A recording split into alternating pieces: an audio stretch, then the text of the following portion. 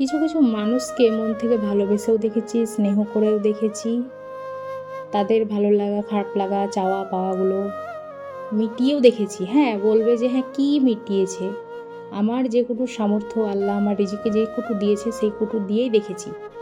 কিন্তু দিন শেষে কি শুনতে হলো, তাদের দেখে আমি জ্বলে পুড়ে মরে যাচ্ছি, তাদের দেখে হিংসা করছি, তাদের ভালো আমি দেখতে পাচ্ছি না, এই মিথ্যা অপবাদ শুনতে হলো। আলহামদুলিল্লাহ, আল্লাহ জানে আমি কি।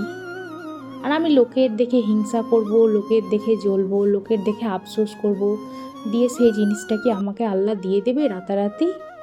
আমার কপালে যে কুটু আছে সে কুটুই হবে। আমি তোমার দেখে জ্বললাম, তোমার দেখে আফসোস করলাম, আর আমি সেই জিনিসটা কি পেয়ে নেব? কোনো দিনও পাবো না। আমার চাওয়া পাওয়ার চাইতে আমার আল্লাহ যেটা আমার কপালে লিখেছেন সেটা সবচাইতে উত্তম, সেটা সবচাইতে দামি।